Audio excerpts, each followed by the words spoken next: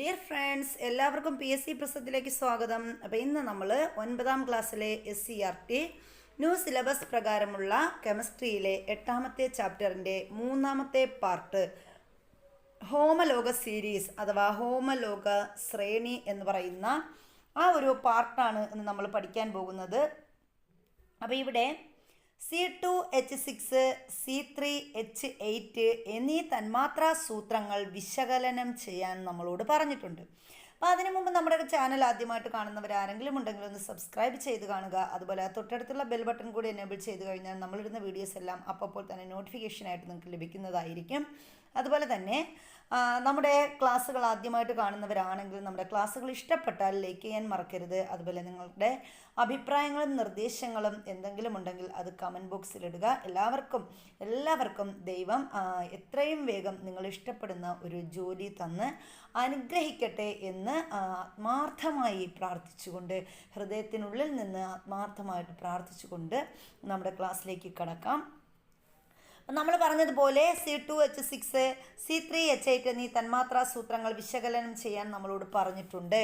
ഇവ ഏത് വിഭാഗത്തിൽ പെടുന്നു? അപ്പോൾ നമ്മളിവിടെ കണ്ട C2H6, C3H8 ഇവ ഏത് വിഭാഗത്തിലാണ് പെടുന്നത്?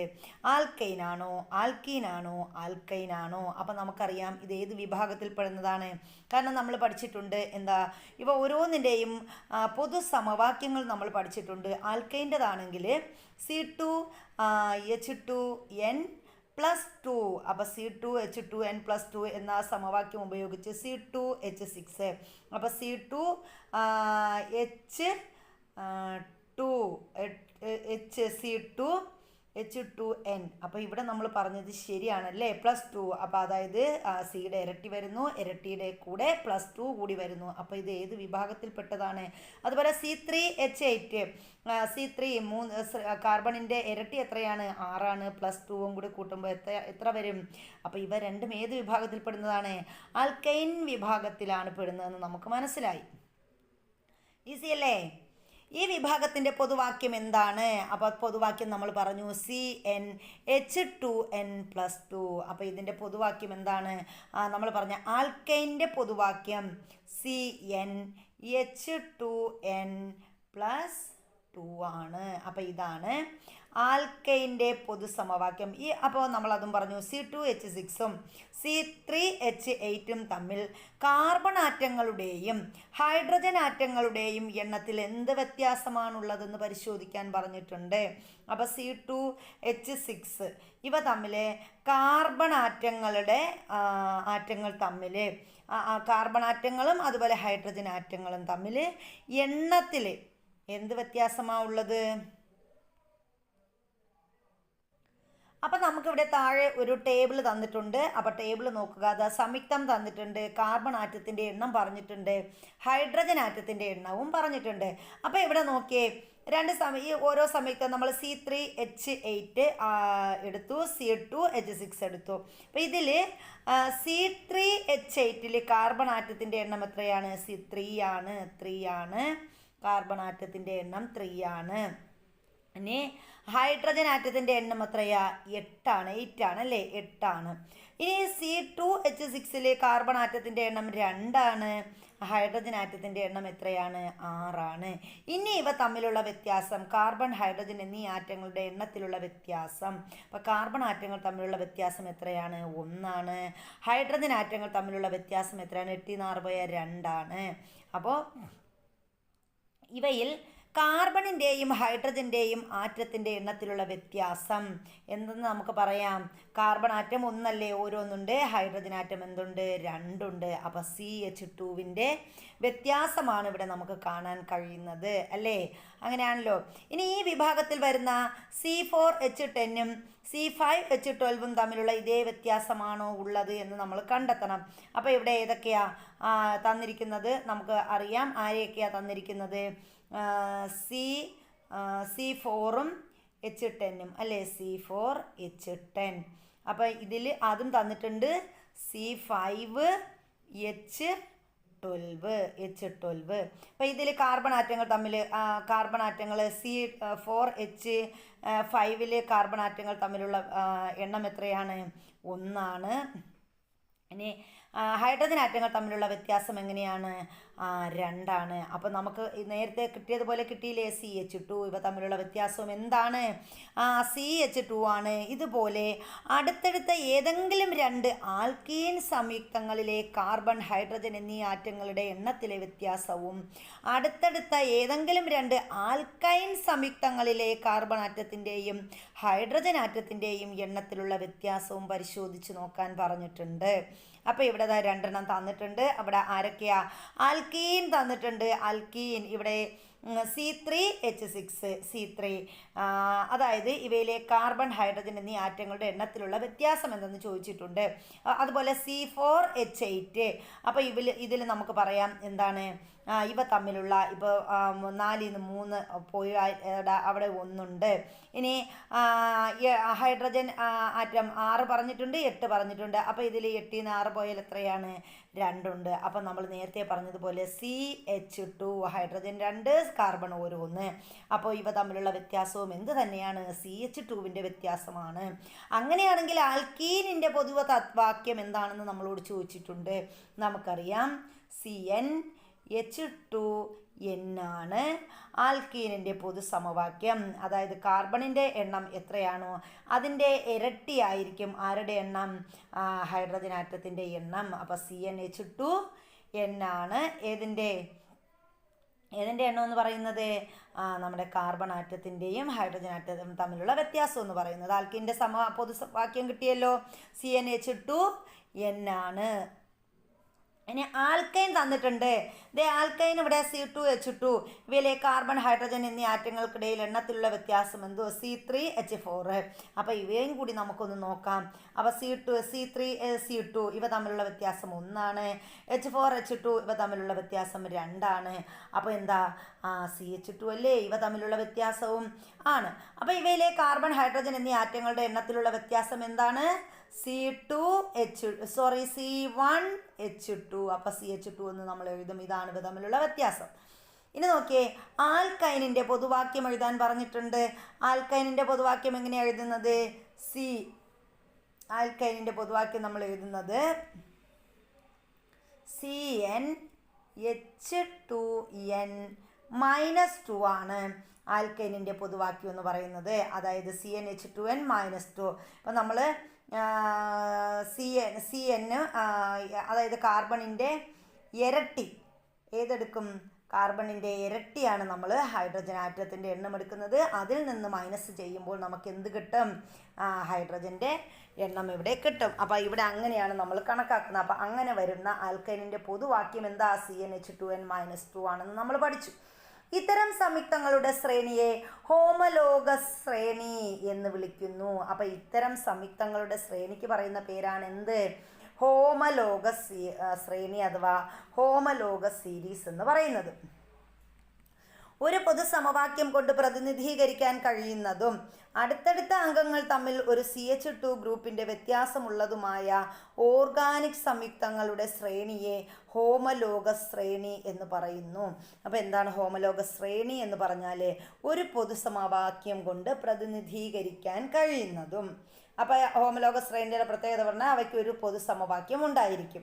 അടുത്തടുത്ത അംഗങ്ങൾ തമ്മിൽ ഒരു CH2 ഗ്രൂപ്പിൻ്റെ വ്യത്യാസമുള്ളതുമായ ഓർഗാനിക് സംയുക്തങ്ങളുടെ ശ്രേണിയാണ് നമ്മൾ എന്തെന്ന് പറയുന്നത്? ഹോമലോഗസ് ശ്രേണി എന്ന് പറയുന്നത്. ഒരു ഹോമലോഗസ് ശ്രേണിയുടെ സവിശേഷതകൾ ശ്രദ്ധിക്കാൻ പറഞ്ഞിട്ടുണ്ട്. എന്തൊക്കെയാണ് ഹോമലോഗസ് ശ്രേണിയുടെ സവിശേഷതകളെന്ന് നോക്കാം. അംഗങ്ങളെ പൊതുവാക്യം കൊണ്ട് പ്രതിനിധീകരിക്കാൻ കഴിയുന്നു. വളരെ വളരെ ഇമ്പോർട്ടൻ്റ് ആണ് ഈ ഭാഗം. നമ്മൾ കാണാതെ പഠിച്ച് തന്നെ വെച്ചിരിക്കുക. സ്റ്റേറ്റ്മെൻ്റ് ആയിട്ടൊക്കെ ചോദിക്കാം. അതുപോലെ എക്സാമിന് കുട്ടികൾക്ക് ഉറപ്പായിട്ട് ചോദിക്കാൻ പറ്റുന്നൊരു ഭാഗമാണ് ഹോമലോഗസ് ശ്രേണിയുടെ സവിശേഷതകൾ പറയുക എന്ന് പറയുന്നത്. അപ്പോൾ ഒന്നാമത്തെ നമ്മൾ പറഞ്ഞു അംഗങ്ങളെ ഒരു പൊതുവാക്യം കൊണ്ട് പ്രതിനിധീകരിക്കാൻ കഴിയുന്നു. എവിടെയാ? ഹോമലോഗസ് ശ്രേണിയിൽ. അടുത്തടുത്ത അംഗങ്ങൾ തമ്മിൽ ഒരു CH2 ഗ്രൂപ്പിൻ്റെ വ്യത്യാസം ഉണ്ട്. അടുത്തടുത്ത അംഗങ്ങൾ തമ്മിലുള്ള വ്യത്യാസം എങ്ങനെയാണ്? CH2 ഗ്രൂപ്പിൻ്റെ വ്യത്യാസമാണ് ഉള്ളത്. അടുത്തടുത്ത അംഗങ്ങൾ തമ്മിൽ CH2 ഗ്രൂപ്പിൻ്റെ വ്യത്യാസം. അംഗങ്ങൾ രാസഗുണങ്ങളിൽ സാമ്യം പ്രകടിപ്പിക്കുന്നു. ഇനി അംഗങ്ങൾ തമ്മിൽ എന്തുണ്ട്? രാസഗുണങ്ങളിൽ സാമ്യം പ്രകടിപ്പിക്കുന്നു. അപ്പോൾ രാസഗുണങ്ങളിൽ സാമ്യം പ്രകടിപ്പിക്കുന്നുണ്ട്. ഭൗതിക ഗുണങ്ങളിൽ ക്രമമായ വ്യതിയാനം കാണിക്കുന്നു. അപ്പോൾ ഈ ഹോമലോക ശ്രേണിയുടെ സവിശേഷതകൾ നമ്മൾ പറഞ്ഞത് ഒന്നുകൂടി ശ്രദ്ധിക്കുക. അംഗങ്ങളെ പൊതുവാക്യം കൊണ്ട് പ്രതിനിധീകരിക്കാൻ കഴിയുന്നു. അടുത്തടുത്ത അംഗങ്ങൾ തമ്മിൽ ഒരു CH2വിൻ്റെ വ്യത്യാസമുണ്ട്. അംഗങ്ങളെ രാസഗുണങ്ങളിൽ സാമ്യം പ്രകടിപ്പിക്കുന്നു. ഭൗതിക ഗുണങ്ങളിൽ ക്രമമായ വ്യത്യാസം കാണിക്കുന്നു. അപ്പം ഇതാണ് ഹോമലോക ശ്രേണിയുടെ സവിശേഷത. ഏതാനും ഹൈഡ്രോ കാർബണുകളുടെ തന്മാത്രാ സൂത്രം ചുവടെ നൽകിയിരിക്കുന്നു. അതിൽ C2H4 ഉണ്ട്, C2H6 ഉണ്ട്, C3H4 ഉണ്ട്, C3H8 ഉണ്ട്. ഇവയിൽ ഒരു ഹോമലോക ശ്രേണിയിൽ ഉൾപ്പെടുന്ന സംയുക്തങ്ങൾ ഏതെല്ലാം? അതായത് ഒരേ ഹോമലോക ശ്രേണിയിൽ ഉൾപ്പെടുന്ന സംയുക്തങ്ങൾ ഏതെല്ലാമാണെന്ന് നമ്മളോട് ചോദിച്ചിട്ടുണ്ട്. അപ്പോൾ അത് ഏതൊക്കെയാണെന്ന് നമുക്ക് നോക്കണം. ഈ ഹോമലോക ശ്രേണിയുടെ പൊതുവാക്യം നമ്മൾ എഴുതണം. ഒരേ ഹോമലോക ശ്രേണിയിൽ വരുന്ന ഏതാനും ഹൈഡ്രോ കാർബണുകളുടെ തന്മാത്രാ സൂത്രവും ഇവിടെ തന്നിട്ടുണ്ട്. അപ്പോൾ അത് നമുക്കൊന്ന് നോക്കിപ്പോകാം. അപ്പോൾ ഏതാനും ഹൈഡ്രോ കാർബണുകളുടെ തന്മാത്രാ സൂത്രം ചുവടെ നൽകിയിരിക്കുന്നു എന്ന് നമ്മൾ പറഞ്ഞു. അതിൽ C2H4, C2H6, C3H4, C3H8 എന്നിവ തന്നിട്ടുണ്ട്. ഇവയുടെ പ്രത്യേകത എന്താണ്? ഒരേ ഹോമലോക ശ്രേണിയിൽ ഉൾപ്പെടുന്ന സംയുക്തങ്ങൾ ഏതെല്ലാം? ഇവയിൽ ഒരേ ഹോമലോക ശ്രേണിയിൽ ഉൾപ്പെടുന്ന സംയുക്തങ്ങൾ ഏതൊക്കെയാണെന്നാണ് പറഞ്ഞിരിക്കുന്നത്. ഏതൊക്കെയാണ്? ഒരേ ഹോമലോക ശ്രേണിയുടെ പ്രത്യേകത നമ്മൾ പഠിച്ചിട്ടുണ്ട്. അപ്പോൾ ഏതാ? ഇവിടെ C2H4, C2H6. C2H6 നമുക്ക് പറയാം. അത് ഏതിൽ വരുന്നതാണ്? നമ്മുടെ ഹോമലോക സീരീസിൽ വരും. C2H6, അതുപോലെ C3H8. അപ്പോൾ ഇത് നമുക്ക് നോക്കാം. ഇവ തമ്മിലുള്ള കാർബണിൻ്റെ വ്യത്യാസവും ഹൈഡ്രജൻ ആറ്റങ്ങളുടെ വ്യത്യാസവും നമുക്ക് നോക്കാം. C2H6,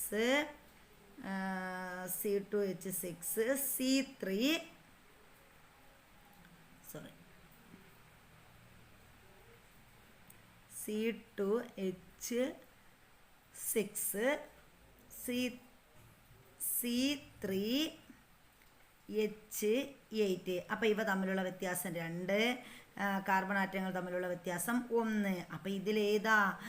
ഇതല്ലേ നമ്മൾ പറഞ്ഞ് കറക്റ്റ് അല്ലേ? ഇവ തമ്മിലുള്ള വ്യത്യാസം ഇതാണിതിൽ എന്തെന്ന് പറയുന്നത്? നമ്മളീ പറഞ്ഞ ഹോമലോക സീരീസിൽ വരുന്നത്. ഇവ ഹോമലോക ശ്രേണിയുടെ പൊതുവാക്യം എഴുതാൻ പറഞ്ഞിട്ടുണ്ട്. അപ്പോൾ ആ ഹോമലോക സീരീസിൻ്റെ പൊതുവാക്യം എങ്ങനെയാണ്? C2H6ഉം C3H8ഉം വരുമ്പോൾ എന്താണ്? നമുക്കറിയാം CnH2n+2 അല്ലേ? ആണ്. അപ്പോൾ ഇതാണ്. അപ്പോൾ ഇത് ഏത് വിഭാഗത്തിൽപ്പെട്ടതാണ്? ഇത് ഏത് വിഭാഗത്തിലാണ് വരുന്നത്? ഇത് ആൽക്കൈനാണ്. ആണല്ലോ? ആണ്. ഇനി അടുത്ത ക്വസ്റ്റ്യൻ തന്നിട്ടുണ്ട്. ഈ ഹോമലോക ശ്രേണിയുടെ പൊതുവാക്യം നമ്മൾ പറഞ്ഞു. ഒരേ ഹോമലോക ശ്രേണിയിൽ വരുന്ന ഏതാനും ഹൈഡ്രോ കാർബണുകളുടെ തന്മാത്രാ സൂത്രം നൽകിയിട്ടുണ്ട്. ഒരേ ഹോമലോക ശ്രേണിയിൽ വരുന്ന ഏതാനും ഹൈഡ്രോ കാർബണുകളുടെ തന്മാത്രാ സൂത്രം ഇവിടെ തന്നിട്ടുണ്ട്. C2H2, C3H4, C4H6 ഇതൊക്കെയാണ് ഇവിടെ തന്നിരിക്കുന്നത്. അപ്പോൾ ഇതിൽ AB എന്നീ സംയുക്തങ്ങളുടെ തന്മാത്രാ സൂത്രം എഴുതുക. അപ്പോൾ ഇതിൽ AB എന്നതാണ് ഇത് നമ്മൾ കണ്ടെത്താനുള്ളത്. അപ്പോൾ ഇതിൽ A ആണ്, B ഏതാണ്? ഏതാണ് A, ഏതാണ് B? അപ്പോൾ ഇതിൽ നമുക്ക് പറയാം നമ്മുടെ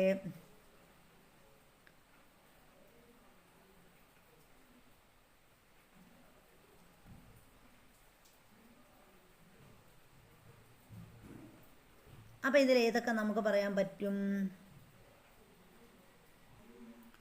അപ്പോൾ ഇവിടെ നമ്മൾ C2H2, C3H4, C4H6 എന്നിങ്ങനെയാണ് നമ്മളിവിടെ വരുന്നത്. അപ്പോൾ എങ്ങനെയാ? C2H2 എന്ന് പറയുമ്പം നമ്മൾ C2H2 ഇപ്പോൾ കാർബണിൻ്റെ ഇരട്ടി H4, അതിൽ നിന്ന് -2 കുറയ്ക്കുമ്പോൾ നമുക്ക് എന്ത് കിട്ടും? C2H2 കിട്ടിയിരിക്കുന്നതാണ് ഇവിടെ. ഇനി അതുപോലെ C3H4 ഇരട്ടി 6ആണ്. അതിൽ നിന്ന് 2 കുറച്ചിരിക്കുകയാണ്. അപ്പോൾ C3H4 ഇവിടെ കിട്ടിയിട്ടുണ്ട്. ഇനി C6H6. അപ്പോൾ എങ്ങനെയാണ് കാർബണിൻ്റെ ഇരട്ടി എടുക്കാം. അപ്പോൾ H8 ആണ് ആവേണ്ടത്. അവിടെ നിന്ന് -2 കുറച്ചാണ് C4H6.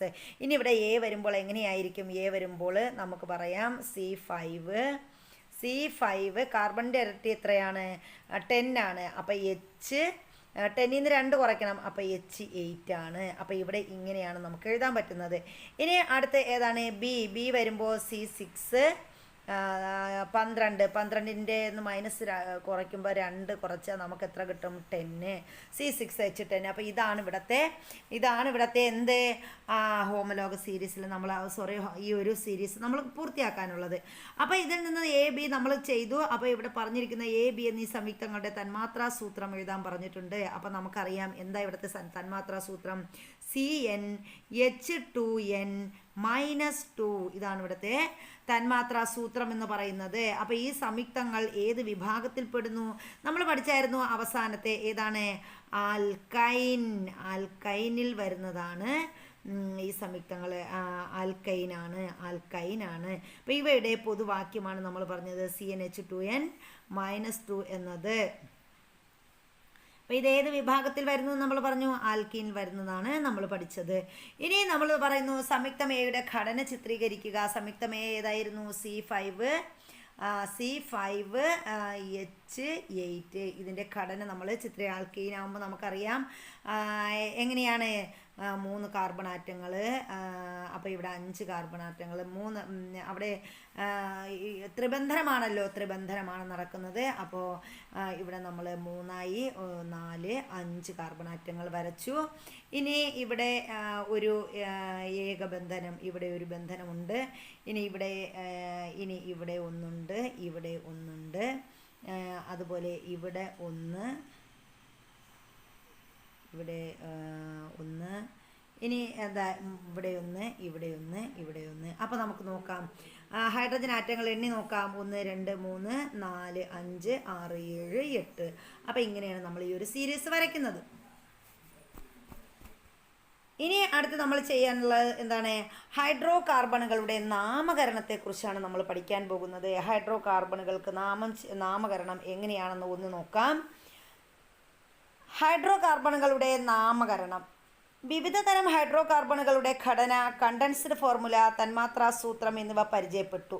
ഇത്തരം ഹൈഡ്രോ കാർബണുകളുടെ നാമകരണം എങ്ങനെയെന്ന് മനസ്സിലാക്കാം. ഇനി നമ്മൾ ഇതിൻ്റെ ഓരോന്നിൻ്റെയും നാമകരണം എങ്ങനെയാണ് എന്നാണ് മനസ്സിലാക്കാൻ പോകുന്നത്. ഇനി നോക്കിയേ, ഇവിടെ മൂലകങ്ങളുടെയും സംയുക്തങ്ങളുടെയും നാമകരണം international union of pure and applied chemistry IUPAC-യുടെ നേതൃത്വത്തിലാണ് തീരുമാനിക്കപ്പെടുന്നത്. അപ്പോൾ IUPAC-യുടെ ഫുൾ ഫോം ചോദിക്കാം. എന്താണ്? International union of pure and applied chemistry എന്നതാണ് IUPAC-യുടെ പൂർണ്ണരൂപമെന്ന് പറയുന്നത്. ഇവരുടെ നേതൃത്വത്തിലാണ് എന്ത് ചെയ്യുന്നത്? നമ്മുടെ മൂലകങ്ങളുടെയും സംയുക്തങ്ങളുടെയും നാമകരണം എന്ന് പറയുന്നത്. കാർബണിക സംയുക്തങ്ങളുടെ നാമകരണത്തിന് IUPAC ചില നിയമങ്ങൾ ആവിഷ്കരിച്ചിട്ടുണ്ട്. അപ്പോൾ ഈ കാർബണിക സംയുക്തങ്ങൾക്ക് നാമകരണം കൊടുക്കുന്നതിന് IUPAC ചില നിയമങ്ങളൊക്കെ പറഞ്ഞിട്ടുണ്ട്. അതെന്താണ്? ഇവയിൽ ചിലത് നമ്മൾ പരിചയപ്പെടാം. അതിനു മുമ്പ് നമുക്ക് IUPAC-യെക്കുറിച്ചൊന്ന് പറയാം.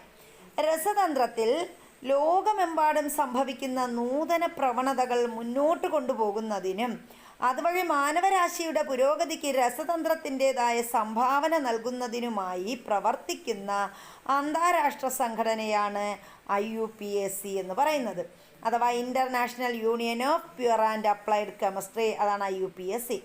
1919 രൂപീകരിക്കപ്പെട്ട ഈ സംഘടനയുടെ ആസ്ഥാനം എവിടെയാണ്? സ്വിറ്റ്സർലൻഡിലെ സൂറിച്ചിലാണ്. അപ്പോൾ IUPAC രൂപം കൊണ്ടതെന്ന 1919. സംഘടനയുടെ ആസ്ഥാനം എവിടെയാണ്? സ്വിറ്റ്സർലൻഡിലെ സൂറിച്ചാണ്.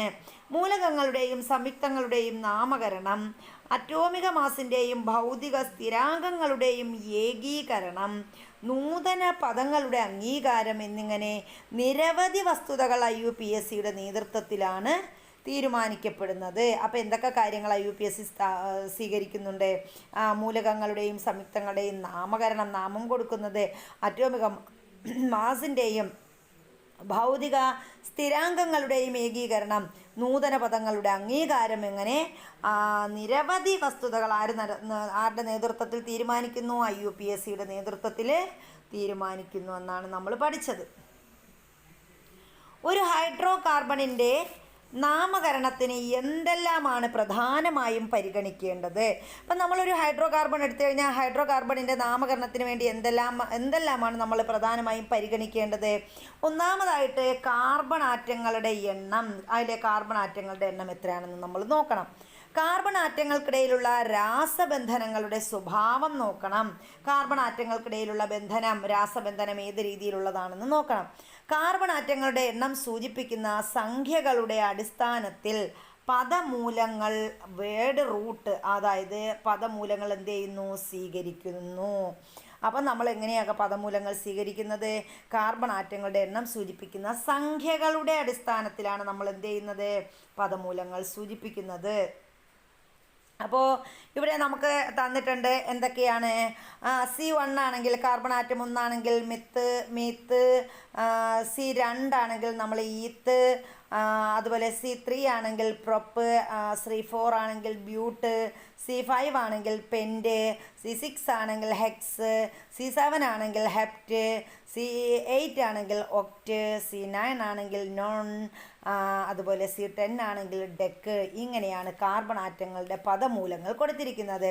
Myth, eth, prop, but, pent, hex, hept, oct, non, dec. ഇതാണ് കാർബൺ ആറ്റങ്ങളുടെ പദമൂലങ്ങൾ എന്ന് പറയുന്നത്. ഇനി ആൽക്കൈനുകളുടെ നാമകരണം ചുവടെ നൽകിയിട്ടുള്ള പട്ടികയിൽ വിശകലനം ചെയ്യാൻ പറഞ്ഞിട്ടുണ്ട്. ഇവിടെ ഒരു പട്ടിക തന്നിട്ടുണ്ട്. ഇനി ഇവിടെ ആൽക്കൈനുകളുടെ നാമകരണമാണ് ഇവിടെ തന്നിട്ടുള്ളത്. ആൽക്കൈനുകളുടെ നാമകരണം എങ്ങനെയാണെന്നൊന്ന് നമുക്ക് നോക്കാം. കാർബൺ ആറ്റത്തിൻ്റെ എണ്ണം തന്നിട്ടുണ്ട്. ഹൈഡ്രോ കാർബണിൻ്റെ ഘടന പറഞ്ഞിട്ടുണ്ട്. ഇനി ഇവയുടെ കണ്ടൻസ്ഡ് ഫോർമുല, അതിൻ്റെ തന്മാത്രാ സൂത്രം, IUPAC നാമം, ഇതൊക്കെ തന്നിട്ടുണ്ട്. അപ്പോൾ ഇതിൽ നിന്ന് നമുക്ക് ഇത് ഏതാണ് എന്ന് മനസ്സിലാക്കാൻ പറ്റും. ഇത് നോക്കാം. കാർബൺ ആറ്റത്തിൻ്റെ എണ്ണം 1 ആണ്. 1 ആകുമ്പോൾ നമ്മൾ പറഞ്ഞു ഏതാ പദമൂലം വരുന്നത്? മിത്താണെന്ന് നമ്മൾ പറഞ്ഞു. ഹൈഡ്രോ കാർബണിൻ്റെ ഘടന എങ്ങനെയായിരിക്കും? കാർബൺ ആറ്റത്തിൻ്റെ എണ്ണം 1 ആണെങ്കിൽ ഹൈഡ്രോ കാർബണിൻ്റെ ഘടന നമ്മൾ പഠിച്ചു അല്ലേ? കാർബൺ 1 ആണെങ്കിൽ അതിൻ്റെ ഇരട്ടി എടുക്കണം. അതിൻ്റെ ഇരട്ടിയോടൊപ്പം എത്ര കൂട്ടണം? 2 കൂട്ടണം. അപ്പോൾ കാർബൺ ആറ്റം 1 ആണെങ്കിൽ ഹൈഡ്രജൻ എത്രയായിരിക്കും? 4 ആയിരിക്കും. അതാണ് ഇവിടെ ഘടന തന്നിരിക്കുന്നത്. Carbon 1, hydrogen 4. ഇനി ഇതിൻ്റെ കണ്ടൻസ്ഡ് ഫോർമുല എങ്ങനെയാണ്? CH4 ആണ് കണ്ടൻസ്ഡ് ഫോർമുല. തന്മാത്രാ സൂത്രവും എന്ത് തന്നെയാണ്? CH4 തന്നെയാണ്. ഇനി ഇതിൻ്റെ IUPAC നാമം എന്താണ്? ഇത് മിത്താണ്. ഒരു കാർബൺ ആറ്റമേ ഉള്ളതുകൊണ്ട് ഇത് മീഥൈനാണ്. മീഥൈൻ. അപ്പോൾ നമുക്ക് കിട്ടി. ഇനി നോക്കിയേ, രണ്ടാമത്തത് 2 കാർബൺ ആറ്റങ്ങളുണ്ട്. 2 കാർബൺ ആറ്റം വന്നു കഴിഞ്ഞാൽ, അപ്പോൾ 2 കാർബൺ ആറ്റം വരുമ്പോൾ നമ്മൾ എങ്ങനെയാണ് നമ്മുടെ ഹൈഡ്രജൻ ആറ്റങ്ങളുടെ എണ്ണം നമ്മൾ നോക്കും. CH3 എന്നതാണ് കണ്ടൻസ്ഡ് ഫോർമുല എന്ന് പറയുന്നത്. അപ്പോൾ നമ്മൾ കഴിഞ്ഞ ക്ലാസ്സിൽ പഠിച്ചവർക്കറിയാം, നമ്മൾ ഇങ്ങനെ 2 ഇതായിട്ട് അങ്ങ് തിരിക്കും. ഇതിൻ്റെ CH3 അല്ലേ? അപ്പോൾ ഇതിൻ്റെ കണ്ടൻസ്ഡ് ഫോർമുല എന്ന് പറയുന്നത് CH3 ആണ്. ഇനി ഇതിൻ്റെ തന്മാത്രാ സൂത്രം എന്താണ്? C2H6 ആണ്. ഇവിടെയും എന്താണ്? നമ്മൾ ഈ പറഞ്ഞ ആൽക്കൈനാണ്. ആൽക്കൈൻ്റെ തന്മാത്രാ സൂത്രമല്ലേ നമ്മൾ നോക്കുന്നത് ആണ്. ഇനി ഇതിൽ 2 വന്നാൽ അത് എങ്ങനെയാണ്? ഈഥൈനാണ്. ഈഥൈൻ. അടുത്ത് നോക്കിയേ, 3 കാർബൺ ആറ്റങ്ങളുടെ എണ്ണം 3 ആണ്. 3 വന്നു കഴിഞ്ഞാൽ എത്ര? 3ൻ്റെ ഇരട്ടി 6. 6 പ്ലസ് 2 കൂടെ കൂട്ടുമ്പോൾ എത്രയാണ്? ഹൈഡ്രജൻ ആറ്റത്തിൻ്റെ എണ്ണം 8 ആയിരിക്കും. അപ്പം നമുക്ക് എങ്ങനെ എഴുതാൻ പറ്റും? CH3, CH2, CH3. അങ്ങനെയാണ് നമ്മളിവിടെ കണ്ടൻസ്ഡ് ഫോർമുല പറയുന്നത്. ഇനി ഇതിൻ്റെ തന്മാത്രാ സൂത്രം എങ്ങനെയാണ്? C3H8 എന്നാണ് തന്മാത്രാ സൂത്രം. അപ്പോൾ 3 വരുമ്പോൾ എന്താണ്? Meth eth prop. അപ്പോൾ പ്രൊപ്പൈനാണിത്. ഇത് പ്രൊപ്പൈനാണ്. അപ്പോൾ ഇങ്ങനെയാണ് നമ്മൾ എന്ത് ചെയ്യുന്നത്? അതായത് നമ്മുടെ പദമൂലങ്ങൾക്ക് പേര് നൽകുന്നത്. അപ്പോൾ ആൽക്കൈൻ്റെ പദമൂലങ്ങൾക്ക് നമ്മൾ പേര് നൽകിയതാണ് ഇവിടെ പറഞ്ഞത്. പദമൂലത്തിൽ നിന്ന് പേരിലേക്ക് എത്തിയത് എങ്ങനെയെന്ന് വ്യക്തമാകുന്നുണ്ടോ? ഉണ്ട്. അല്ലേ? മൂലത്തിൽ നിന്ന് എങ്ങനെയാണ് നമ്മൾ പേരിലേക്ക് എത്തിയത് നമുക്ക് വ്യക്തമായി. ആൽക്കൈനുകൾക്ക് പേര് നൽകുന്നതിന് കാർബൺ ആറ്റങ്ങളുടെ എണ്ണം സൂചിപ്പിക്കുന്ന പദമൂലത്തോടൊപ്പം എയിൻ എന്ന പ്രത്യയം കൂടി ചേർക്കണം. അപ്പം നമ്മൾ പറഞ്ഞല്ലോ ആൽക്കൈൻ എന്ന് പറഞ്ഞാൽ എന്താണ്? ഇപ്പോൾ പദമൂലം മെത്ത്, എത്ത്, പ്രൊപ്പ് അങ്ങനെ നമ്മൾ പറഞ്ഞു പോകുമല്ലോ. അപ്പോൾ അതിൻ്റെ കൂടെ എന്ത് കൂടി ചേർക്കണം? ആൽക്കൈൻ ആണെങ്കിൽ എയിൻ എന്ന് കൂടി ചേർക്കണം. അപ്പോൾ എന്താ കിട്ടും? പ്രൊപ്പൈൻ, ഈഥൈൻ അങ്ങനെ നമുക്ക് കിട്ടും, പേര് കൊടുക്കാൻ പറ്റും. പദമൂലം പ്ലസ് എയിൻ അങ്ങനെ വരുമ്പോൾ എന്ത് കിട്ടും? ആൽക്കൈനിൻ്റെ പേര് വരും. മീഥ് പ്ലസ് എയിൻ മീഥൈൻ, ഈഥ് പ്ലസ് എയിൻ ഈഥൈൻ, അല്ലേ? ഇങ്ങനെയല്ലേ നമുക്ക് പദമൂലം കൊടുക്കാൻ പറ്റുന്നത്? ഈഥൈൻ.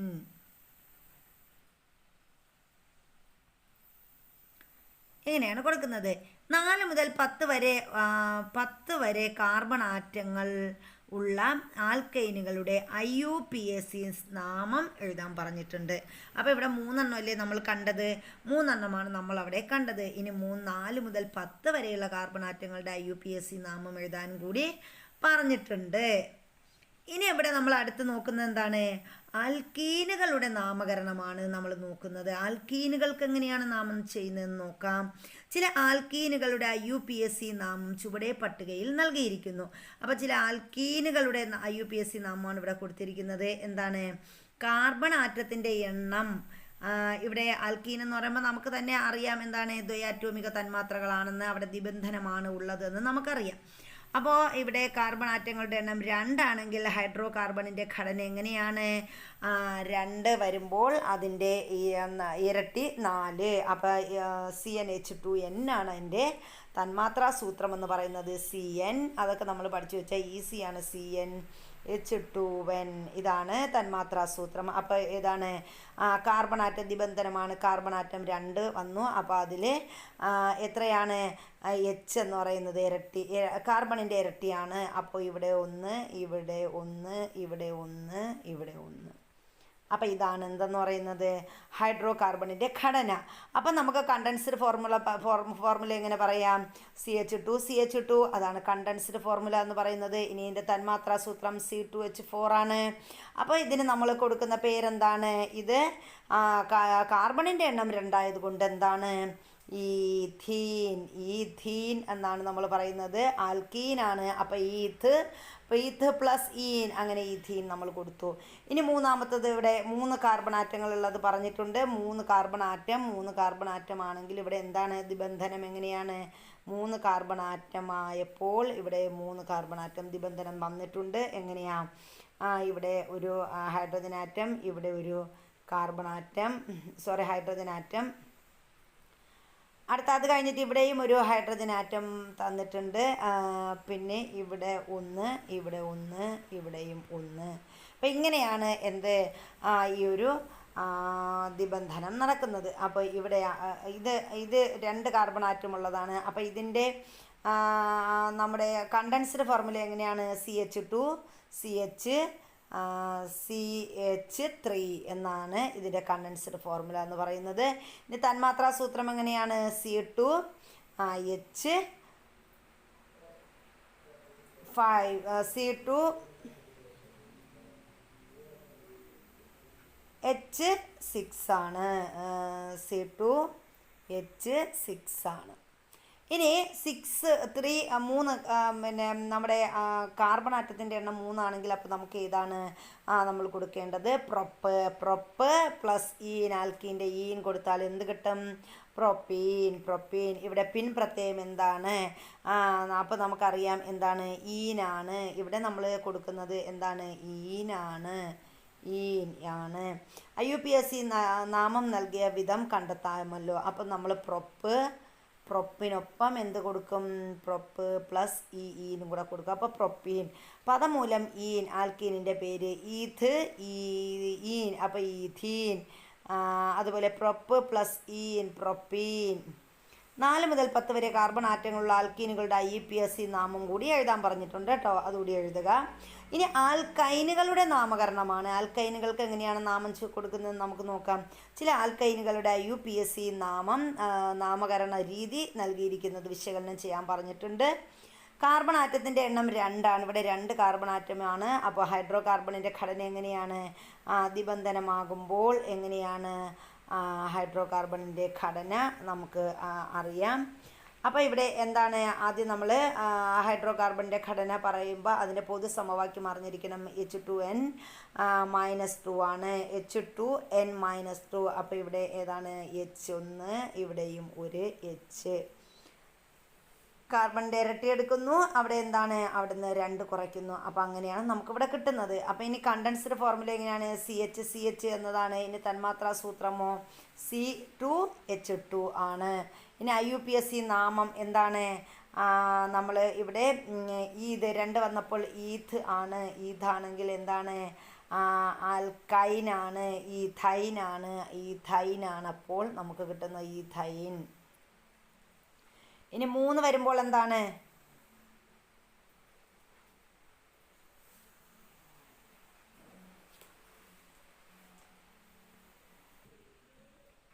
അപ്പോൾ 3 വന്നു. അപ്പോൾ ഹൈഡ്രോ കാർബണിൻ്റെ ഘടന എങ്ങനെയാണ്? കാർബണിൻ്റെ എണ്ണം 3 ആണ്. അങ്ങനെ വരുമ്പോൾ നമുക്ക് എങ്ങനെ എഴുതാം? ഇവിടെ പിന്നെ ത്രിബന്ധനമാണല്ലോ. അപ്പോൾ നമുക്ക് ഇവിടെ 3 കൊടുത്തു, പിന്നെ 1, പിന്നെ 1. അപ്പോൾ 3 കാർബൺ ആറ്റമായി. ഇവിടെ 1, ഇവിടെ വേണ്ട. പിന്നെ അടുത്ത് ഇവിടെ 1, ഇവിടെ 1, ഇവിടെ 1. അപ്പോൾ എന്താണ്? 3 കാർബൺ ആറ്റം വന്നപ്പോൾ അവിടെ ഹൈഡ്രജൻ ആറ്റത്തിൻ്റെ എണ്ണം എത്രയാണ്? 4 ആണ്. ഇരട്ടി എടുക്കുക, -2 കുറയ്ക്കുക. അപ്പോൾ ഇനി ഇതിൻ്റെ കണ്ടൻസ്ഡ് ഫോർമുല എങ്ങനെയാണ്? CH3 എന്നാണ്. CH പിന്നെ ത്രിബന്ധനമാണ്. ആ ബന്ധനം കറക്റ്റ് കൊടുക്കണം. ഇനി തന്മാത്രാ സൂത്രം എങ്ങനെയാണ്? C2H4 ആണ്. ഇനി അതുപോലെ 3 ആണ് എങ്കിൽ അതിൻ്റെ നമ്മുടെ ആൽക്കൈൻ വരുമ്പോൾ എങ്ങനെ വരും? പ്രൊപ്പൈനാണ് വരുന്നത്. അപ്പോൾ അതിൻ്റെ IUPAC നാമം എന്താണ്? പ്രൊപ്പൈനാണ്.